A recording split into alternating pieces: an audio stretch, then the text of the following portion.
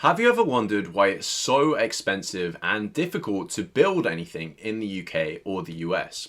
Well, the answer is obviously very nuanced, but one of the key reasons all starts off with the famous phrase, "not in my backyard," or NIMBY. A NIMBY is someone who objects to new housing or infrastructure being built near their own property to effectively prevent the price from decreasing. And this holds the US and the UK back in many ways that other Western countries aren't facing. Take France, for example.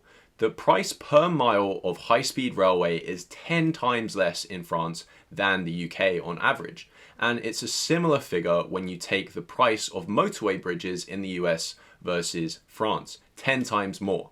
In this video, I want to talk about why this is such a problem and how we can get around it in the future. And spoiler alert, drastic measures are needed. Starting with the US, there's a pervasive idea that the US does not spend enough money on infrastructure. And that's simply not true. The US currently spends over $400 billion on infrastructure every year.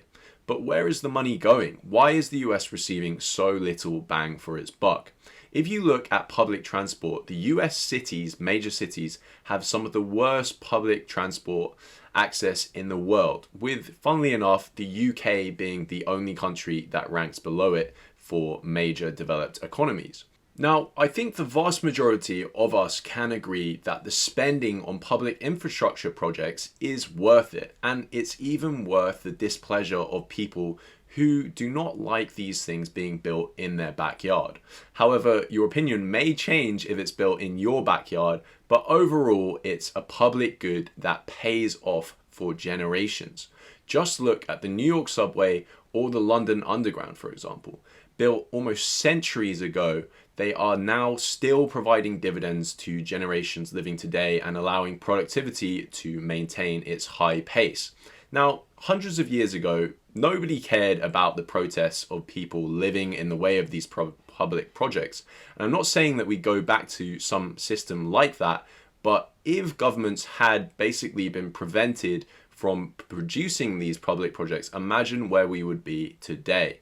Just watch how the London Underground was created, for example. London's first underground railway line, the Metropolitan line, began in 1863 and was mostly built using the cut and cover technique. A trench would be dug, walls and a supporting roof structure built, and then buried again. A safer and easier tunnelling technique, but it resulted in the demolition of streets or whole city blocks. Even today, the remnants of this construction technique can be found with hollow buildings hiding the scars of London's past. The metro in Paris was largely constructed this way, and in 1970s Amsterdam, the use of these cut and cover techniques led to the Newmarket riots, and even an attempted bombing at one of the new metro stations. The new 3.5-kilometre line forced the destruction of numerous homes in a time when Amsterdam was struggling with a housing crisis. The plans for a complete Amsterdam underground were abandoned as a result. Now, obviously, this comparison is a bit extreme because building techniques back then were relatively primitive compared to today, and a lot more damage would be done to the surroundings.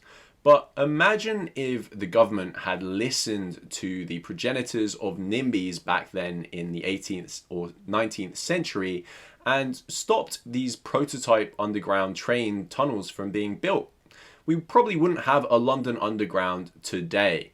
And just imagine how different London would be if that was the case. Now, in the US, even though their public transit systems are relatively poor in comparison to the rest of the world, at least most of their cities have been built from the ground up with cars in mind. And whatever you think about the car, whether it's environmental or otherwise, it does mean that the US still has a functioning system for transporting people around relatively quickly and efficiently. But in the UK, we have the worst of both worlds, with us having much worse public transport infrastructure than most European cities, apart from London, which is a big exception, but also much worse road infrastructure than US cities. So what are some examples of modern day projects that NIMBYs have tried to cancel? Well, for one, Elon Musk's Boring Company. The company proposes to solve congestion overground by effectively building tunnels, hyperloop tunnels that cars and different forms of transit can get through.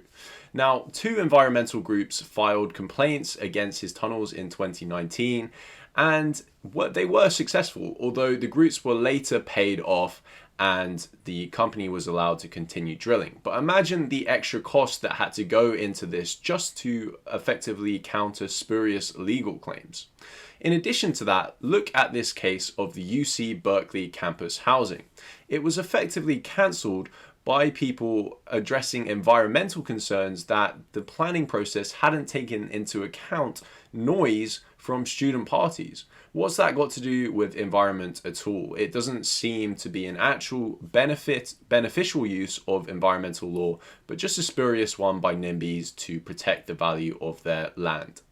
The UK is in no better of a position than America when it comes to NIMBYs blocking new homes, with the National Housing Federation saying that there's a deficit of around 100,000 new homes per year, and local opposition to housing developments remains a significant barrier to delivering the homes the country needs. In the US, the Inflation Reduction Act, so-called, was passed last year by the Biden administration, which allocated around $400 billion to producing green and clean energy infrastructure and initiatives. Between the Inflation Reduction Act and the bipartisan infrastructure law, we're investing more than $50 billion to build up resilience and impacts on climate change. But the pace of project development has slowed to a crawl. Why is that? The two main reasons for this are opposition to solar and wind farms due to NIMBYs thinking that they're an eyesore on the environment, and basically preventing these projects or delaying them and ballooning the costs. In addition to that, the actual energy produced by clean energy initiatives cannot get onto the grid because power transmission line approval for the projects is also extremely difficult to get due to NIMBY-ism. The same is true in the UK, where the government has tried to build new power transmission lines to allow renewable energy from offshore wind projects to reach customers in the UK. But NIMBYs have got organised and effectively blocked and stalled these power lines from being put up due to them being a so-called eyesore. Now, these NIMBYs are willing to power their houses with electricity that's using power lines that are blighting other people's views, but they're not willing to have the power lines in their area themselves. So it's very, very noble of them to do so. And yes, I was being sarcastic there. Even bribes haven't worked. The government has effectively resorted to offering cash payments to NIMBYs in order to get them to remove their objections. But that still hasn't worked, with many refusing the offers. Now, the main issue here, in my opinion, is that local governments, especially Tory ones, are terrified of having their constituents vote them out of power if they were to approve or allow these power line projects to go through. And what can be done about that? In my opinion, a national commission should be set up to weigh the concerns of local residents with the overall benefit to the country of projects like these. It would then have the final say on whether the project can go ahead, regardless of if local NIMBYs protest. Now, this would also remove any power from local politicians to stymie projects like this out of fear of getting de-elected in the next election. Now, in addition to that, this is not a partisan issue, it's not a left or right issue. Both sides of the political spectrum have been known to protest against projects, especially housing, being made in their area. I guess everyone doesn't want their property to decrease in value, even if it's a benefit as a whole. Now, there's an idea on the American left that has become kind of pervasive, and it's that when you build new market rate housing in an area, it causes that area to gentrify, and then the price and rents of houses in the area to also increase rather than decrease, even though the supply has gone up. Now, that is simply not true. Studies have shown that a 10% increase in housing in an area causes a 1% decrease in rents and price of houses in a 500-foot radius. Supply and demand controls the price of housing and any other good for that matter ultimately.